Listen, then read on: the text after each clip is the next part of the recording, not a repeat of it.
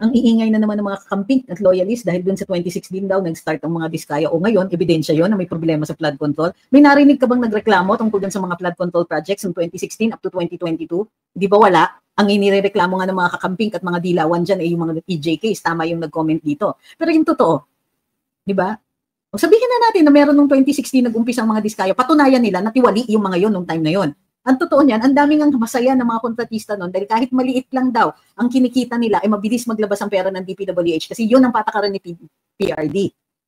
Walang intayan, hindi ka malulugi, di ba? Pero kailangan maayos.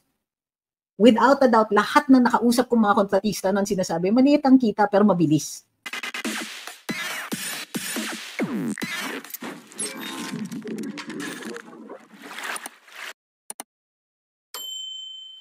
Sabi ni Plum Rock, drain the corruption swamp from top to bottom. The whole system is collaborating. Sabi ni Elias, wala talagang kwenta ang adik, ma'am. Pero siguro, ma'am, pwede siguro ma'am gawin ng tourist spot ang Pinas sa baha. Sikat ang Pinas sa Marcos administration. Sikat dahil sa kakabiyahe na, tapos pag uwi niya, baha, wala naman siyang ginawa.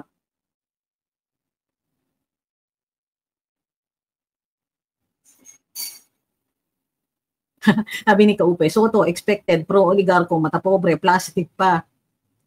Sabi ni Pesto, what's your take on the behavior of the owner? Wow, is he really scared, nervous, is just an act to be interpolated? Hindi mo kang takot talaga. At bakit ka matatakot? Kasi natatakot siya dun sa salita niya, sa sasabihin niya, what's this? Needs more lesson. Sabi ni Julian's World, ay, nag-uusap. Nagsona na, palpak nga daw yung flood control. After a month, nagpunta sa site. Nakala mo first time niya nakita yung palpak. Ito talaga, swak na swak yung comment niyo, Sir Dan. Ano yung ulam? Ano yung tinikman ko? Molo. Hi kay Sir Denzel, miss ko na kayo. Thank you kay Bingsky. Sabi ni Gising na Pilipinas, sa totoo lang, sobrang pasensya na ng mga tao. Nilulunok na lang ang mga behavior ng nasa gobyerno. Correct. Tapos may dadating dito na 12 sasabihin, bakit ganit ka? Diba? Middle finger. If I had 10 fingers, lahat yon middle fingers ipapakita ko sa'yo. Ang iingay na naman ng mga kakamping at loyalist dahil dun sa 2016 daw nag-start ang mga diskaya. O ngayon, ebidensya yon na may problema sa flood control. May narinig ka bang nagreklamo tungkol dun sa mga flood control projects ng 2016 up to 2022? Di ba wala? Ang inireklamo nga ng mga kakamping at mga dilawan dyan ay yung mga EJKs. Tama yung nag-comment dito. Pero yung totoo, di ba? O sabihin na natin na meron nung 2016 nag-umpisa ang mga diskaya, patunayan nila na tiwali yung mga yon nung time na yon. Ang totoo niyan, ang daming ang masaya ng mga kontratista noon dahil kahit maliit lang daw ang kinikita nila ay mabilis maglabas ang pera ng DPWH kasi yun ang patakaran ni PRD. Walang intayan, hindi ka malulugi, di ba? Pero kailangan maayos. Without a doubt, lahat ng nakausap kong mga kontratista noon sinasabi, maliit ang kita pero mabilis. Wala na yung mga walang monkey business. At least yung mga nakausap ko. Hindi ako nagdududa na kahit paano meron pa rin. May mga nakakalusot. Pero hindi yung indictment of the Duterte administration because if PRD had known about it, may malilintikan dyan. Pero ang bilis at ang daming natayo ng mga infrastructure nung panahon na yun. Kaya wala talaga nagre-reklamo. Itong mga dilaw, sige, magsaya kayo. Kasi sa totoo lang, ilusyon yung pinagkakatuwaan ninyo. Better? A little bit more. Sabi ni Ma'am Christine, cash cow ng Tlapo ang baha, cuts in flood control projects that have planned obsolescence and grandstanding ang Tlapo, indignity taking ayuda ceremonies pa. Totoo yan. Hi, Miss Juday.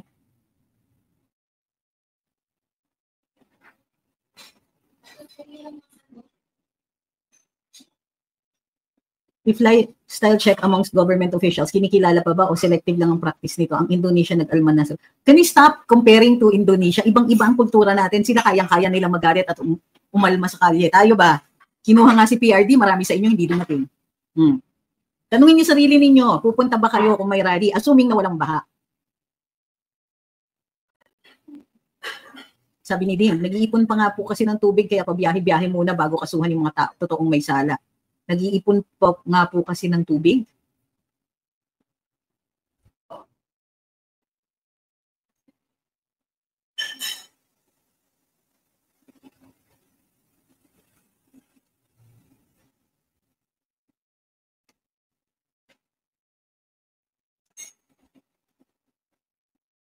Sabi ni Marvin, sa sobrang gahaman ng mga kongresista, pati 180 million na confidential fund ni VP, gusto ata nila na kanila na lang din. Sabi ni Crunchy Nati Hardy, kakamping skip the part na sinabi ni Diskaya, nagsimula siya sa DPWH noong 2012, 2016 is for flood control only.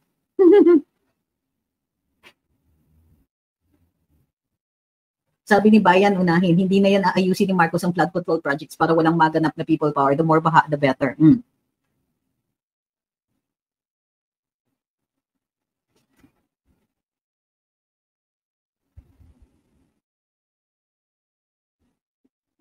Okay. Sabi ni Gallows, this issue has exhausted me but I'm still listening. Good evening. I know, it's exhausting. And in fact, I think that's the point eh. Kung magaling yung mga advisors ni Presidente Marcos, they will just come after flood control pag na-squeeze out na nila lahat ng coverage that they can out of this and the hard work has to start, he's going to go to another issue. Pustahan tayo dyan. Because it keeps us busy. Tinitignan natin yung proyekto imbis na tinitignan siya. Pues hindi ako titigil na kakatingin sa Presidente. Mangyayari't mangyayari lang itong mga ganitong level ng katiwalian. Take note, major talaga ang participation ng DPWH and the DPWH is under the office, it's under the President. The DPWH Secretary is an alter ego of the President. At yung ibang mga lawmakers na pinupunterya dito are closely allied with the President. He cannot escape liability for this. Itong yung ginagawa niya na kunwari, meron siyang cause, anti-corruption ang cause ko. Excuse me, if you really were anti-corruption, but ngayon ka lang nagising 3 years into office? Bakit imbis na you conduct clandestine operations para makagather ng ebidensya against these contractors and these congressmen and these other legislators and these other government officials, why didn't you do that quietly on the sly? Why didn't you find a way? Hindi eh. Wala siyang intensyon na mahuli itong mga to. Or kung mahuhuli, makakawala rin lang. Remember, no matter how guilty Janet Napoles is, hindi lahat ng kaso against her ay nanalo. May mga absuelto siya. So, ano kaya kung gawin niyang maraming kaso itong mga to pero maa-absuelto?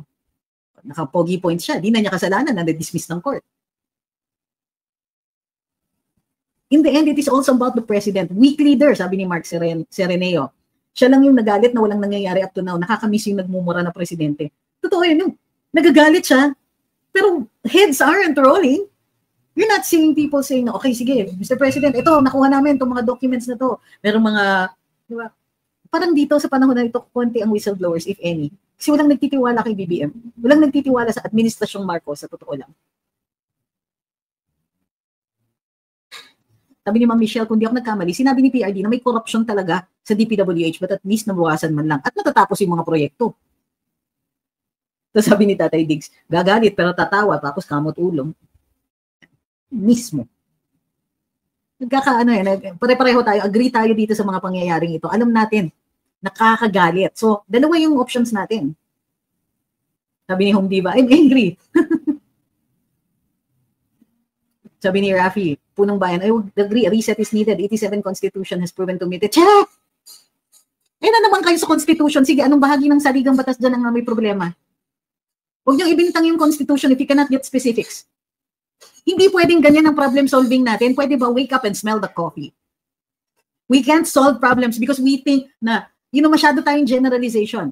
Ay, may na ganito sa agency na yan. Buwagin yung agency. Hindi niyo napuntirya yung problema. Sasabihin nyo, 87 Constitution kasi may problema. Ano yung problema doon para mabago natin? Hindi yung nag-guess ka na, it's the 87 Constitution, let's change the whole thing. That's not how it works, and that's not how to think scientifically. And yes, there is a science to governance. There is a science even to the law. If there is a problem, puntiryahin natin yung mali. Hindi yung because ganyan, inaasahan ng mga nakaupo ngayon, na ganyan ng Pilipino, parating sasabihin natin, and you will choose the most difficult one, the most difficult answer. Sasabihin mo, ay, kailangan yung 87 Constitution buwagin. And then there are so many safeguards. Magpo-propose kayo ng something that is not doable and it only makes people frustrated. Puntiryahin nyo yung problema. I don't mind a constitutional amendment, but you make a point of it. And then you do the math. What if you remove this? What is going to happen? Ano yung pinipigilan niya ngayon? Ano yung ina-allow niya ngayon? Don't throw the baby out with the bathwater. Totoo yun. Sabi ni Marvin, contractors ko and DPWH weren't even rattled. Cool as cucumbers, except for Wawaw. Kakainis. Kabilis niya kagad eh. Ay invoke my right to self-incrimination. Ito naman si Senator Tito Soto, parang sinasabi niya, ang dinig ko to self-incrimination hindi against Talagang, somebody retire him, pwede ba? Papakomedyante pa eh. Even if that was an answer made in court, the judge will take it into consideration kasi nagta-translate yung tao para naman hindi tayo multilingual dito. Sabi ni Arsenio, si congressman ko, pa-victim po, wag daw i-bash mga kamag-anak nila. Hindi naman sila binash dahil anak siya. Binash dahil niyayabang yung pera sa panahon na gutom ang mga tao at lubog sa baha.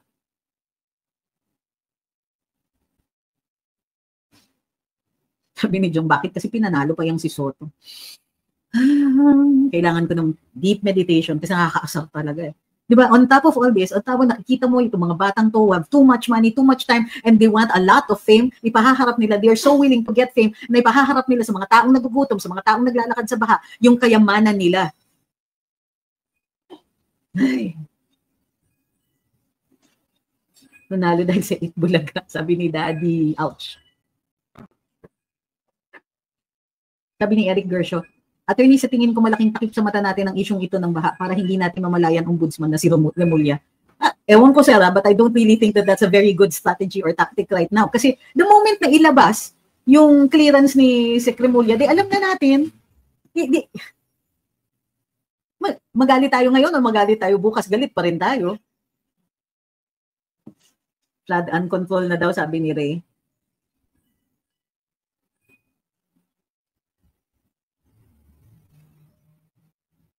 Actually, yes, may batas po yan. Tinatanong ni Mui kung may batas ba o pwede ba nating kasuhan ng government for accidents due to lubak? Yes po, it's called a tort. Pwede po yan. Matagal na pong pwede yan.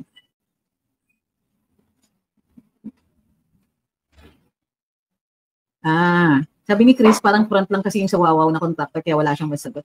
Ilang taon? 34? 39? Parang ganun lang. Sabi ni Ma'am Michelle, balak talaga ng BBM admin na pagdurin at ma-frustrate tayo at huwag nang makialam sa mga problema ng bansa. Hayaan na lang sila, but God is with us. Panahon na ng pagsisiwalat ng kapalpakan at korupsyon nila. 37. Sabi ni Conrado Alipio, kanina pati mga sasakyan nasita dahil ba sa BIR? Dapat concentrate muna tungkol sa issue ng flood control. Ako, I agree with this. Kasi having these cars, there'll only be a problem kung yung pera nga na pinambili sa kanila ay iba. Pati yung customs naging issue kanina talagang nalihis tayo dun Sabi nila na last ko, how to solve the problem? Identify the problem. Correct. That's it. You don't say na let's get rid of all of these. You don't know it yet. We have to pinpoint ano yung problema, ano yung causes ng problema na yon. May kinalaman ba yung batas dyan? Because I am sure as the sun rising in the east, na kaya sinasabi ng iba dito na palitan yung Constitution dahil yung Bill of Rights ang gusto ninyong tanggalin. Gusto ninyo kulong kagad tapos patunayan na lang yung innocence ng tao. Paano kung mangyari sa'yo? Again, all of this, galit na galit tayo, but all of this is about balance. Remember, nung pinag-iinitan ni pangalan nito? Ni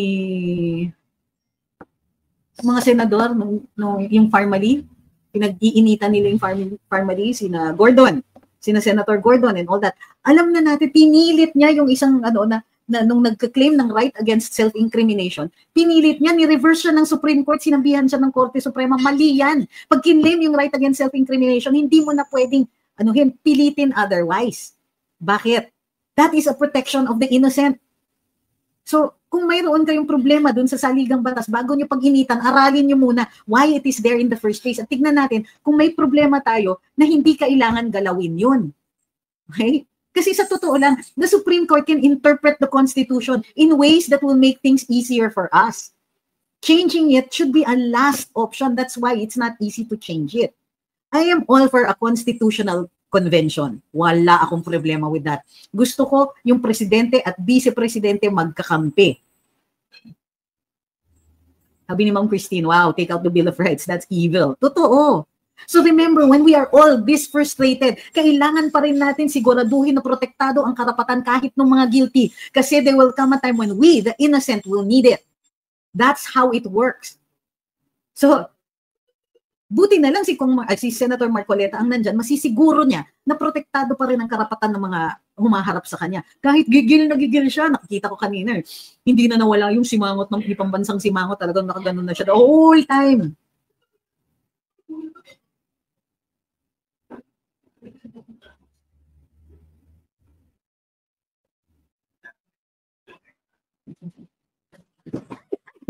Oh, baby ko, bakit nahulog ka? Atlas ka kasi. Come here, Eva, come over. Sure, get down. Natatakot si Eva sa'yo. Eva fell kasi I was telling her to go down, so she went down backwards. I'm sorry, that's my fault, baby girl. Fake cat. Fake cat? Ayan, ayaw lumapit. Galit sa akin. That was my, to shift to FedPAR system. Di kalaban nyo si PRD. Hindi kayo nakikinig kay PRD, ano? Para lang maliwanag, ha? Ang kalaban nyo dyan sa FedPAR si PRD. Sige nga. Hi, Miss Trisha. Ay, first time niya nakita si Sir. Sir, where are you? Ay, mo. Sabi ni Jing, isipin mo, ilang taon na si B, wala akong maisip na magandang nagawa bukod sa ayuda, tapos ito problema pa sa baha. O common, inosente ka under mo yan. Ano yan? Sabi ni Bayan, why do I feel like the speech of SBG was self-serving? Ako, I felt it was motherhood. At saka ganyan siya parati, yung mga nalulungkot ako. Mga ganon. Mga walang fight in it. Masyadong safe. This is no longer the time to play safe. May immunity kasi nador ka. May immunity ka for anything that you say there, tapos magaganyan ka. Sorry. But I expect yung mga, alam mo yun, when you are raised by a Duterte, you should be brave. Sabi ni Edwards, napansin ko lang, mentality ng mga Pilipino kasi ay, if it's not working, get rid of it. Di muna tinitingnan kung bakit di nag-work.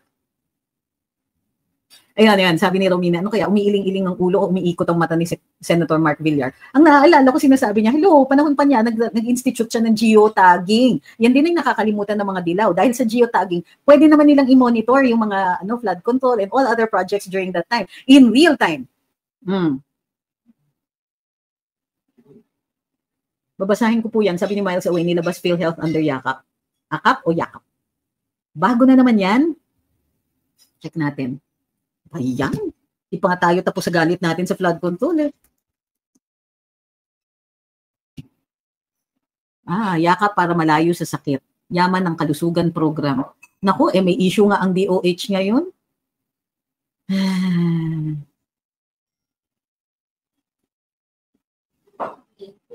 You may have heard of it. Ay, nako. Mamaya na yan. Raling ko muna yan.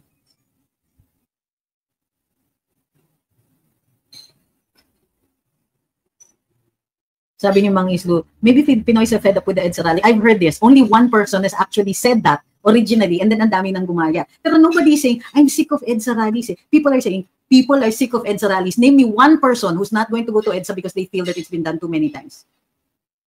Hindi. People think that's what people think. Somebody said it, daming naniwala. And now you're reciting it like it's a mantra, like it's a religion. Maybe there wasn't any issue that was strong enough to bump people out of their seats. Maybe it isn't because they don't like EDSA type rallies. Besides, kailan ba tayo nag-EDSA rally? Yung EDSA Friday group? Hindi. Doon tayo sa Liwasang Bonifacio nagrarally. Yan ay kung sumasama kayo. Nagmenjola kami. O nagliwasan kami. Nag-press con kami sa harap ng Supreme Court. Nobody does EDSA anymore. And to say na we're fed up with it, there's an entire generation that grew up without an EDSA. Not seeing that EDSA. There are kids out there who don't know anymore what happened except as part of their history lessons. How can you say that people are tired of EDSA when they've never gone? Di ba? Tired of EDSA, hindi naman sila nagpunta, tired ka dyan. I'm not mad at you. I'm mad at the person who said this. Na ang daming naniniwala. Patunayan nyo nga yan. Was there a survey conducted? Sabi ni It's Fudge, nag-birthday nga si attorney sa rally. Oo, dun sa Liwasan.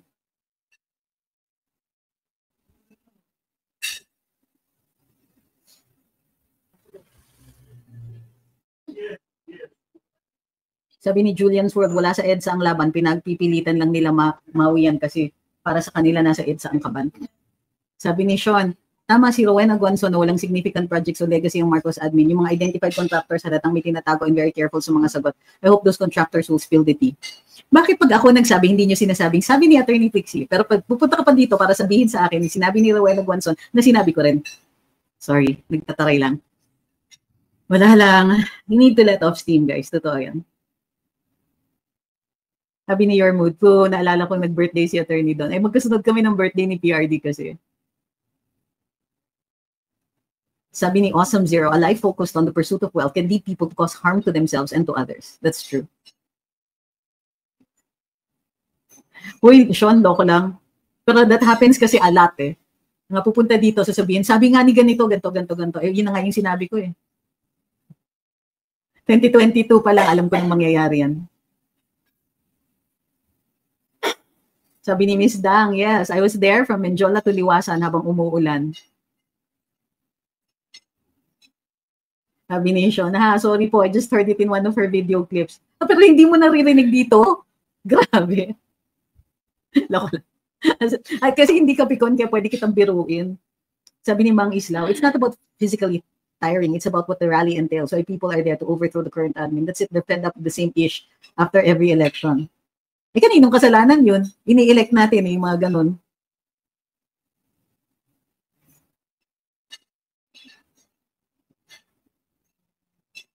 Sabi ni Melody Fair, matagal na sinasabi ni Attorney Trixie. Actually, not only walang legacy project, walang project. Ano yung kilala natin na ginawa ni PRD? Ni PBBM. Di ba? Yung murang bigas ba? Ay, hindi pala nagawa, ano? Kadiwa. Yung ginagawa ng kadiwa, sinasubsidize naman natin yun.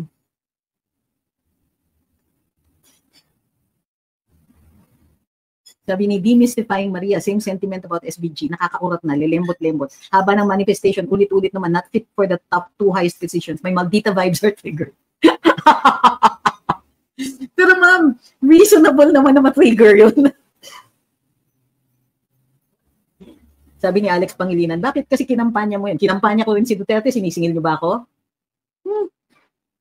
Kinampanya siya ni Inday, sinisingil niyo ba si Inday? Kung sinisingil niyo si Inday, di ka DDS, layas ka dito. Diba? Nanggugulo ka lang eh. Bakit may magagawa pa ba tayo dun sa nangyari? Na-elect na nga siya, may magagawa pa ba? Tapos dun pa talaga, dun ka magfo-focus dun sa one thing that we can no longer fix? Talaga? Yan yung no? That's your galit? Really?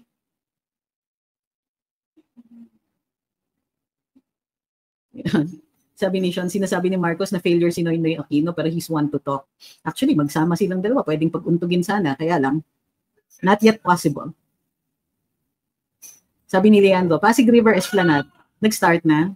Actually, San Miguel yon, hindi yan with the endorsement lang of the BBM administration. Sabi ni Plum Rock, na budol to the highest level ang mga Pinoy.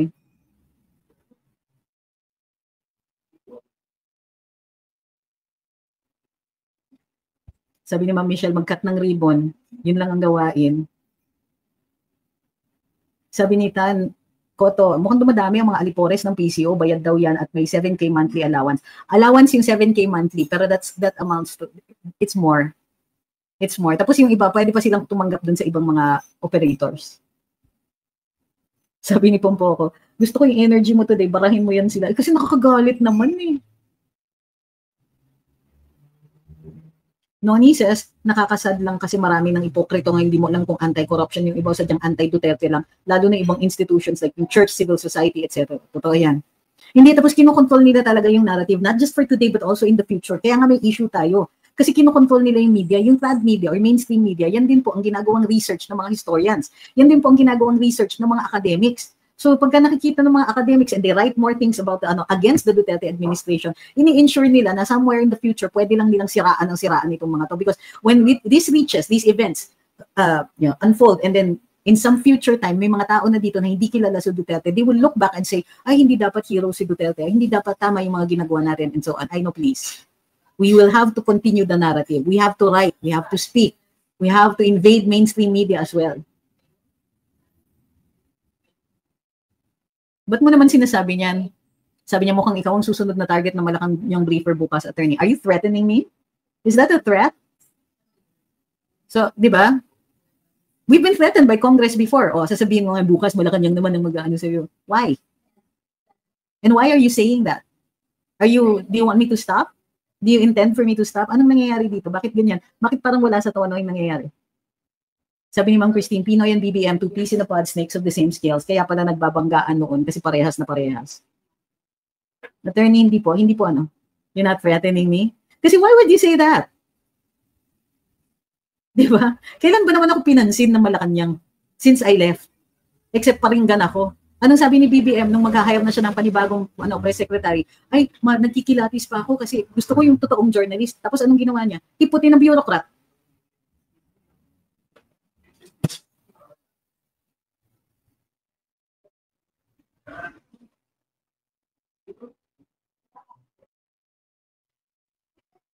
Sabi ni Ma'am Melody Fair, please buy Salamat PRD book for reference. Mama ko yung sinasabihan mo. Co-author ako dyan at saka editor ako dyan. Sabi ni Bill, di ba pwede gamitin na lang literally ng Occam's razor para hiwa-hiwain ng flood control scam na yan?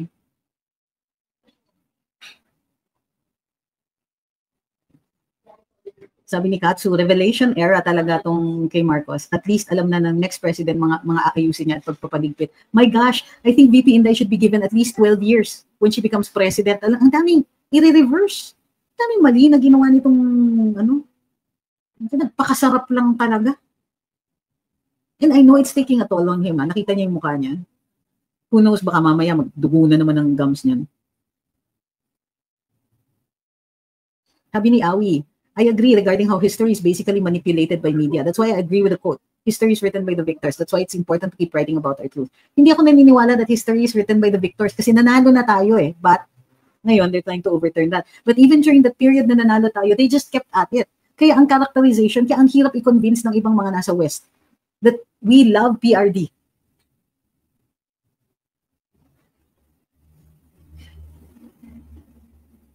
Tama si Ding Simon. Ang legacy ni BBM ay ang pag-ipon ng tubig para may magamit sa tagtuyot. They're not even doing it yet. Sabi ni ZTF Links, I'm ready to sign a people's initiative when VP Sara becomes president para tuloy-tuloy na. Sabi ni 6Js, do you think they will divert the flood control to sa last administration? They're already doing it now. Sabi ni H, kailan uuwi si Tatay Digong? Ma'am, wala po ang bolang kristal. Wala pa talaga nakakaalam ng ganun.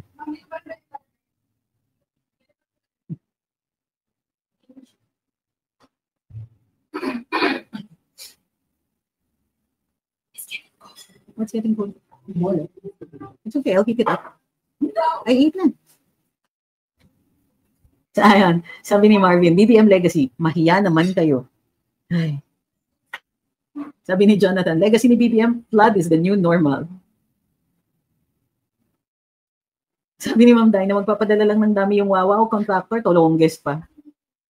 Takot na takot eh. Tapos nakatingin sa cellphone niya, parang akalaban niya, hindi siya mahahalata na nakatingin sa cellphone niya ng ganon. O kaya kinakausap niya yung yung desk. Ay nako. Sabi ni Ma'am Oseng, history is written by the survivors, including the cowards.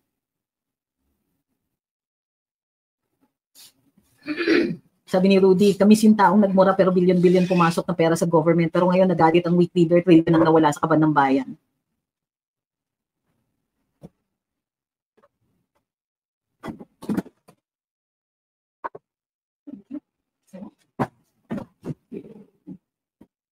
Sabi ni Home Diva, if PRD could make so many changes after an Abnoy admin, Sara can do the same, even better after a B admin.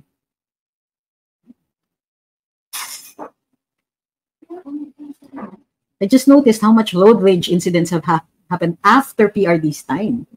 Not only did we lose confidence as Filipinos, but I feel we're now on our way to hating each other.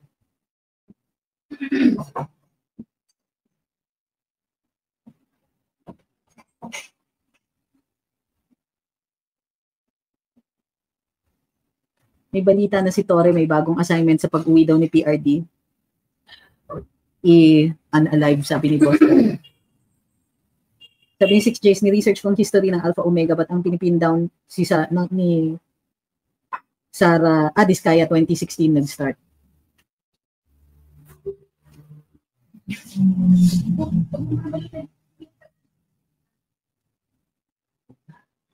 Alagad ni Nasas Joey at Coco Locoy says, feeling ko po yung Wawaw, ginamit lang yung pangalan nun, tapos hindi naman kanyang project, tapos malaking tao sa likod nun. Pwede. Sabi ni Bisang, ang daming aayusin ni VP pag siya ang presidente, pero kakayanin niya basta sama-sama tayo magkakaisa. Sabi ni Michael, bongbong pa rin ang punot dulo ng lahat ng katarungan nangyari sa bansa. Talaga naman. Good evening, Sir Ignacio. DA top says, left, right, kumukontra sa hearing kaya siya grandstanding, sabi ni Ben, daming nakaporsyento sa DPWH budget, next DepEd 2026 budget na targeting, NPA na nakapila. Ay, parang nairita din ako dun sa, 2 questions lang ang pinayagan niyo sa akin last time. You have to be fair. Wala, may ganun. Parang bata na naagawan ng lollipop, tapos nung binigyan mo, bakit mas marami lollipop nila?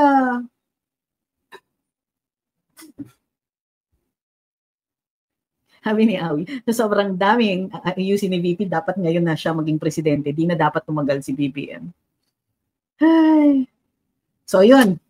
Kasi nitong second hearing, what stands out, may mga highlights tayo, pero what really stands out is wala pa rin yung mga mambabatas. Wala pa rin kaliwanagan kung paano na-insert sa GAA yung mga proyektong ito that become eventually ghost projects or ineffective na flood control projects. Maliwanag na these are interagency collusions, kumbaga. Di ba? Mula DBM na sinasabing, NF lang naman ginagawa namin. Tapos pag pumasok naman yung mga proyektong siningit, nire-release naman nila ng pera. O, di ba? O pagkatapos niyan, itong mga pagsingit-singit during the legislative process, hindi yan na-discuss. To be fair, ang mga na-discuss ngayon, yung under-collateralized yung mga kontratista, yung investigation ng PCAB na hindi nagko-cooperate ang DPWH, yung lack of cooperation ng DPWH, even with the Senate Committee. Mali yung luxury cars, napag-anuhan patuloy. Tinanong nga ni Marcoleta dun sa DBM, sino ang lumapit para mabago yung allocation sa NEP? Bakit hindi available online ang PCMA? Biglang nawala. Yan yung mga issues ngayong araw na ito. Ayon kay Senator Marcoleta, 2 lang ang mga sinumitin na proyekto na supposedly ghost projects. Pero umami naman na may ilan, may 15 to 17 projects. Sabi ng mga na may base dun sa mga dokumento. Ayon din sa isang informant ni Sir, 7.5 billion ang mga ghost projects. Pero walang ginagawa ang DPWH at lalong hindi nagpapadala ng listahan tungkol doon sa ilan ang mga proyekto at sino ang responsable para doon.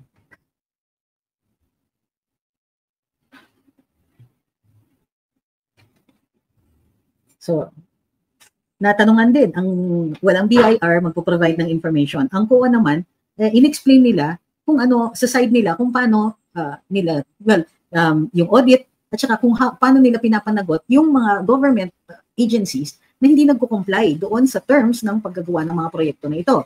So kung sakasakaling may observations o mayroong pinababago, pag nag-comply naman doon sa pagbabago, tapos na yung kaso. Kapag hindi nag-comply, nagkakaroon ng notice of disallowance. After the notice of disallowance, kung hindi magsoli ng pera, magkakaroon tuloy ng kaso. At base sa kaso na yon, yan yung magdedetermine kung makukulong o hindi. Maraming na-frustrate sa kabagalan ng COA. Kasi, well, ako to be fair, mabagal nga talaga sila. Kasi hindi sila sumusunod dun sa 15-day period na mayroon dun sa mga hukuman. Sa COA, matagal ang periods para makasagot and so on. Ay, ang dami pa.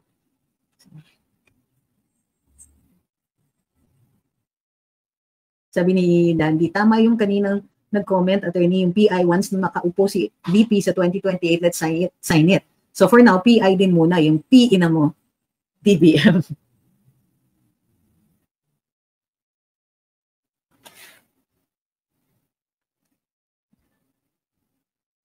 Sabi ni Diskaya, 23 years na siya sa construction, pero nagsimula sila 2016. Parang mali yung math, So,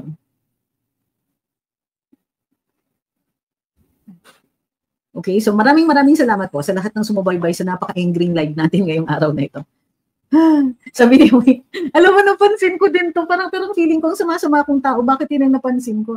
Sabi niya yung USEC, parang naka-botox, paid by the people. Huwag naman muna natin i-assume yan, kasi sa planning siya medyo malayo sa boxing yung planning Pero napansin ko na parang may botox ba yun? Or parang bagong ayos. Siguro bago pa lang yung pagkaayos, di pa nagsisettle.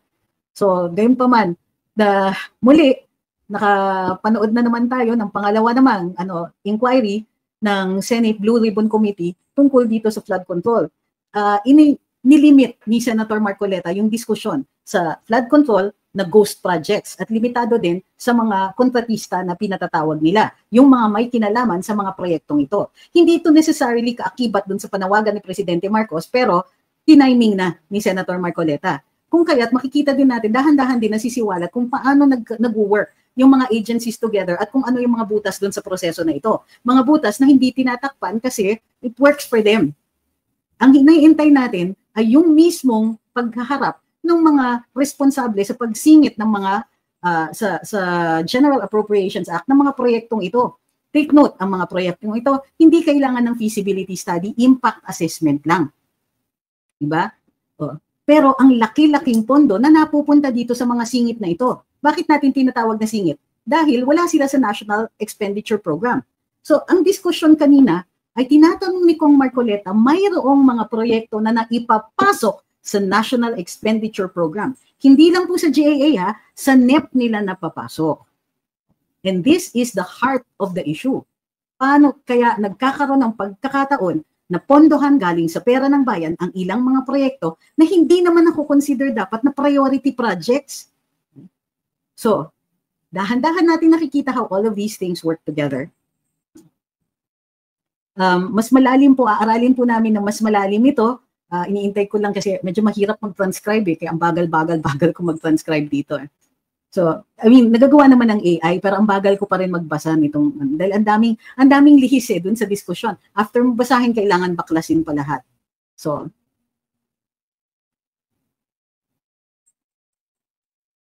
sabi ni Nonoy David, ay tama, at ito, we can end with this last deal. Sabi niya, PBBM gusto pa sumali sa lifestyle check para lang sa optics. Alam naman ng buong mundo anong buhay ng mga Marcos. Totoo yan. Alam natin, sir. Ako, if I was talking to him, sir, alam namin mayaman kayo. Ang hiningi po ng taong bayan drug test. Okay? O sige, hindi lahat ng taong bayan, but certainly people want to know. Ano ba naman yung magpa-hair follicle test kayo? Why are you so afraid of it? And if you are afraid, people will continue to doubt you. So you either put the matter to rest or resign. Because every day we see you fail. Kahit ito, this is your centerpiece program now, na babalita ka, and you're trying to get people to say, ay, ang galing ng presidente kasi isiniwalat yung flood control. It's a mess, Mr. President. You don't have control over it. And even worse, kung ano-ano nang pinagsasabi mo na wala sa tono. Umpisahan natin sa flood control bago flood control. Let Senator Marcoleta take over with the Senate Blue Ribbon Committee. Let the PNP or whoever, if you want to designate a committee and let them do the investigations. Pero ang totoo niyan, Mr. President, ngayon ka lang nagising. Namili ka ng isang proyekto that will put you in the news and make you look like a leader. Well, newsflash, sir, you don't look like a leader. You look like you've lost control, even of this narrative. And in the end, it will all go back to you. Spare the people. Spare yourself. Resignation is something that you should consider. Yeah. And don't tell me that you have a mandate from the people. People are, really? Any random, man on the street interview will result in people getting really, really mad pa additionally at you. Huwag kayong ganyan. And he should stop with the Dutertes. Yan sabi ni Ma'am Gracia, he never had control. Sabi ni Filipino Leaks, apaka-weakening Yes, super agree. Maraming lihis. May mga senators naglulugaw lang. I love that term. So, but we will continue this. Sabi ni Ma'am Christine, I like that. Attorney bears repeating, everyday BBM fails. Nang dahil first and foremost, ayaw magpa-hair follicle drug test. Totoo yan. He needs that. If he needs, kasi ganito yan The first step to solving a problem is acknowledging that there is one. And this applies to everything, including the changes in the Constitution. And especially in a president who appears to have a control issue. Not the control of the people around him because he does not have that. But he has no control over himself. At saka ambisyon nyo rin kasi, Mr. President, ang dami yung bisyo, totoo lang. Travel. First 3 years, you spent traveling, nagpapakilala ka, sabi mo. O yan, ngayon, kilala ka na ng taong bayan, alam namin lahat. That you're not here for us. You're there to enjoy yourself as the president, enjoy the perks. And then when you realize, you wake up one day and you realize, I've lost control. This is your solution? You keep surrounding yourself rin kasi with incompetence, Mr. President. Paano yan? Paano kami? Sabi ni Kupalogs, Diskaya lying telling the Senate 2016 sila nag-start pero 23 years na sila nag-operate. Sabi ni Ma'am Henoviva, traveling, concert, birthdays, nakiramay. Marami siyang vision. Okay. And correct, pinaalala ni Mui, dapat Sinabayan na niya si Bunuan. But this is it. We have a president who doesn't know how to lead. He's not a leader. He just happens to be the person who's occupying the position of president. And because he doesn't have control, kung sino-sino na lang ang umiepal dyan. And now he's trying to fix things at the time that it's so late na. People around him have grown more powerful than him. Andyan ang pinsan niya. Andyan yung kanyang kamag-anak na very, very, very, very close. Andyan lahat. And all of them are more powerful than he is. And sinong kawawa? The rest of us. Ang nakikita lang natin dito is kaliwat kanan ang pagnanakaw sa kaban ng bayan. Kaliwat kanan, nag-fail ang administrasyon na ito kasi walang delivery ng basic services o konting-konti lang. Ang marami sa admin nito, drama, press release. From day one, yan yata yung punto nila. And they can't even do that right. So again, maraming salamat po sa lahat ng sumubaybay dito. Kapitan ninyo itong galit natin na ito. Kailangan maningil tayo. So sige, kung hindi siya bababa before 2028, in 2028, kailangan maningil. Soli yung pera. Alamin natin the extent of the stealing in this one. And wala tayong sasantuhin. Anyway, wala nang immunity si Presidente the moment he steps down. Muli, maraming salamat. Ingat ang lahat. Please take care of yourselves. Alam ko maraming baha. Guess why? Maraming baha, kaya hindi tayo makapanawagan ng rally. Siguro tuwan-tuwa sila sa baha at this point. Ingat ang lahat. But take care of yourselves. Mahaba pa po ang ating laban. And that's what we're doing. We're fighting. Don't let anybody tell you na walang epekto itong ginagawa natin ito. Meron. Kasi kaya nga nagdadrama ng ganyan eh. Kailangan niyang sagutin eh. So he'll just find a way.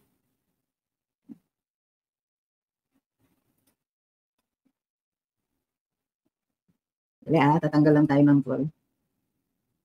Yan. So good night. Take care of yourselves. And let's stay together. Don't let other people try to divide us. Kaya ang daming trolls dito. Eh. They want to make us look like, like what? Try to make us look like we're wrong? The fact is that there's so many of us. At dahil sa dami natin, marami rin na magagaling. Maraming matatalino. Hindi na sila, they cannot claim any monopoly on brains, on intelligence, on awareness, or even on activism. Huwag tayong magpapabakbak sa ibang mga tao, even from those coming from inside. Doon sa mga nagkiklaim na makakampi daw sila natin, pero panay ang bakbak nila sa atin. Ignore the noise. Hindi mapapauwi si PRD kung divided tayo. Hindi natin makukuha yung gobyerno na deserve natin. Hindi natin deserve itong mga failures na to. Take care of yourselves and let's stay together. Let's hang together. Because they can only try to insult us, but the fact of the matter is ang konti pa rin nila. Based on the last, on the one of the last surveys during the election period, for a full 40% of the electorate yan are DDS. So take heart. We have the numbers. Let's take care of each other and let's take care of ourselves. Don't let anybody tell you otherwise. Don't let anybody tell you that what you're doing, speaking out against this administration, is wrong. It is right because the Constitution guarantees it. It is right because this is a weapon. This is a means for us to get a government that we deserve, one that delivers services, one that cares for its people. And if they will refuse to listen to us, may kabayaran yan. Posibleng maghintay tayo hanggang eleksyon, but I'm still praying that it won't take that long. Okay, maraming salamat. See you tomorrow.